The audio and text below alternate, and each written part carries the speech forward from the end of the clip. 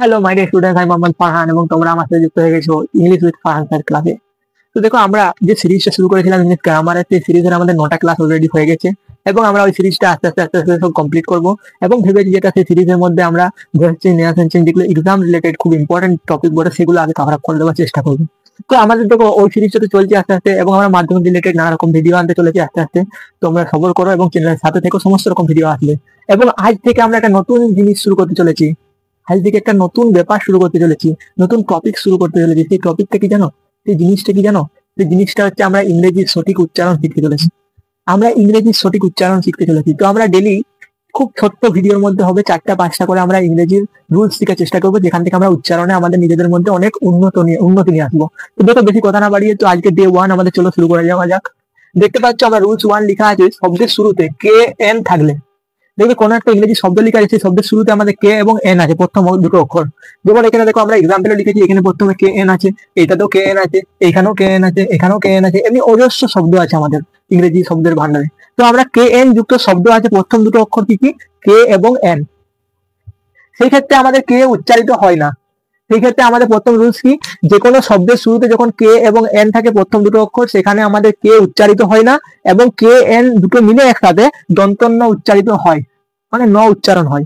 যেমন for example দেখো, আমাদের দেখে নেওয়া যাক। সর্বপ্রথম আমরা যেটা লিখেছি সেটা হচ্ছে কে এন ও ডাব্লিউ।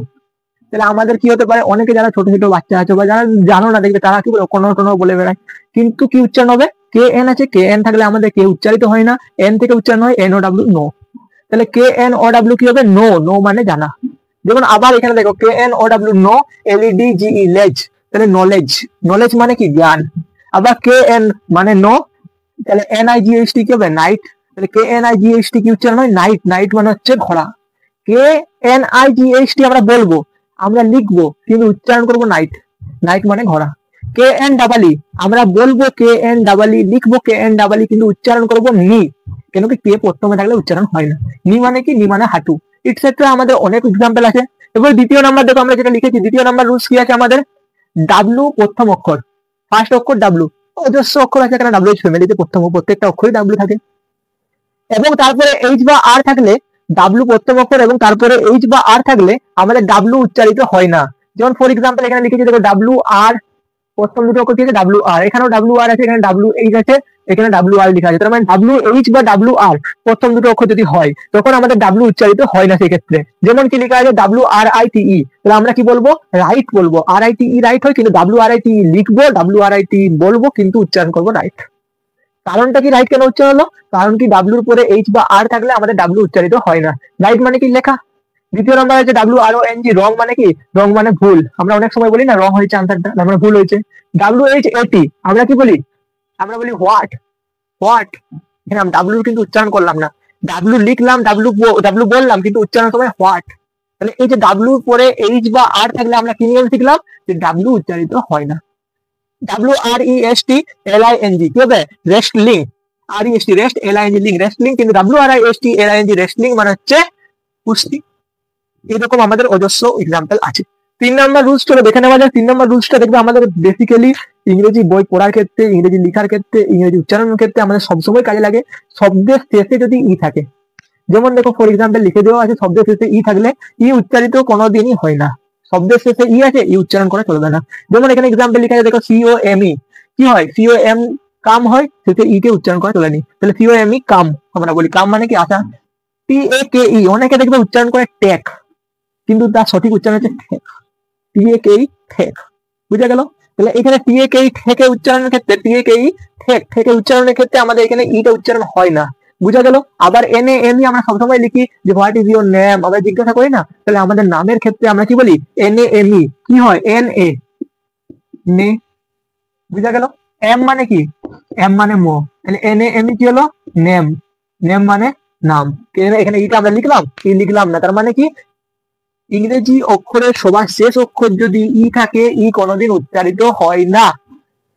এবং 4 নাম্বার রুলস, এম এবং বি পরপর থাকে এবং তারপরে যদি কোনো ভাওয়েল থাকে, এম এবং বি পরপর থাকে, এম এবং বি পরপর থাকে এবং তারপরে যদি কোনো ভাওয়েল, বি এর পরে যদি কোনো ভাওয়েল না থাকলে, বি এর পরে যদি ভাওয়েল কোনো না থাকে, এম এবং বি পরপর থাকলে এবং বি এর পরে কোনো ভাওয়েল না থাকলে বি এর উচ্চারিত হয় না। তাহলে এম বি পরপর আছে, তারপরে কোনো ভাওয়েল নেই। এক্সাম্পল দেখি টি এইচ ইউ এম, তাহলে দেখো সবার শেষে এম এবং বি আছে, এখানে কোনো পরে ভাওয়েল আছে? ভাওয়েল নেই। বুঝে গেল? আবার এখানে দেখো এক্সাম্পল লিখেছি এম বি পরপর আছে, তারপরে কোনো ভাওয়েল নেই। এম বি পরপর আছে, তারপরে কোনো ভাওয়েল নেই। এম বি আছে, তারপরে এন আছে। এন হচ্ছে আমাদের কি? এন হচ্ছে কনসোনেন্ট, তার মানে কোনো ভাওয়েল নেই। যদি এইরকম শব্দ থাকে তখন আমরা কি করি? তখন বি এর উচ্চারণ করিনি। ফর এক্সাম্পল আমরা দেখো বি এর উচ্চারণ করা চলে না। যেমন ফর এক্সাম্পল আমরা লিখেছি দেখো টি বি ও এম বি, কি হয়? বম। বি ও এম কি হচ্ছে? বম। আজকে বিটা লিখছি কিন্তু বি এর উচ্চারিত হয় না, উচ্চারণ হয় না। সি ও এম বি কি হবে? কম। কম মানে চিরুনি, বম মানে বম। থাম মানে কি? থাম মানে আমরা বলি T H U M B, তাহলে টি এইচ ইউ এম থাম হয়ে গেল। বি এর উচ্চারণ সবার সাথে হয় না, কিন্তু লিখতে হয়। তাহলে থাম মানে কি? হাতের বুড়ো আঙ্গুল। থাম্বনেল মানে কি? থাম্বনেল মানে ছোট। বুঝে গেল? ছোট আঙ্গুল। এটসেট্রা আমাদের নানা উদাহরণ আছে যেখানে আমরা দেখতে পাবো। তাহলে আজকে আমরা কি কি শিখলাম একবার পুরোটা রিভিশন করে দেওয়া যাক। সর্বপ্রথম আমরা শিখলাম প্রথম শব্দের প্রথম অক্ষর যদি কে এবং এন থাকে তাহলে আমাদের কে এর উচ্চারণ হয় না, এন থেকে উচ্চারণ শুরু হয়, মানে দন্তন্য উচ্চারণ হয় কে এন একসাথে। এরপর দ্বিতীয় নাম্বার আমরা কি শিখলাম? দ্বিতীয় নাম্বার আমরা শিখলাম সেটা হচ্ছে আমাদের ডাব্লুর পরে এইচ বা আর থাকলে, ডাব্লুর পরে যদি এইচ বা আর থাকে তাহলে আমাদের ডাব্লু উচ্চারণ হয় না। ডাব্লিউর পরে এইচ বা আর থাকলে ডাব্লিউ উচ্চারণ হয় না। 3 নাম্বার আমরা কি শিখলাম? শব্দের শেষে যদি ই থাকে তাহলে কোনোদিন ই উচ্চারিত হয় না। 4 নাম্বার কি শিখলাম আমরা? এম এর পরে যদি বি থাকে এবং বি এর পরে যদি কোনো ভাওয়েল না থাকে তাহলে আমাদের বি উচ্চারিত হয় না। এম এর পরে যদি বি থাকে এবং বি এর পরে যদি কোনো ভাওয়েল না থাকে তাহলে বি উচ্চারিত হয় না। ক্লাস কেমন লাগলো কমেন্টে জানিও। নতুন হয়ে থাকলে চ্যানেলকে সাবস্ক্রাইব করবে, পাশে থাকবে, বেল আইকনকে প্রেস করবে এবং বন্ধুদেরকে শেয়ার করে দিও। আরো প্রতিদিন আমরা নতুন নতুন নতুন নতুন ইংরেজি উচ্চারণ শেখার নিয়ম নিয়ে আসবো তোমাদের জন্য। পাশে দেখো, স্টে সেফ, দেখে।